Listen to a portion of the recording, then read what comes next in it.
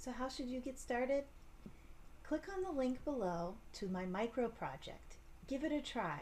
And if you like it, go ahead and take a look at my online course that will teach you not only the basics, but beyond, where you'll learn all the different styles, all the different techniques and stitches that you can create with Tunisian crochet. In that course, you'll be able to make, you'll learn the basics with this beautiful spa day washcloth. You'll also learn how to make these really comfy and cozy fingerless mitts. And you'll also learn how to make this beautiful Tunisian crochet shawl.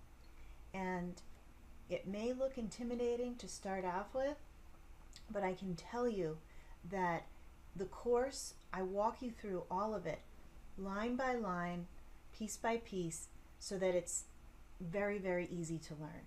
And I think you'll love it. So check those out, and I hope to see you soon. Thanks.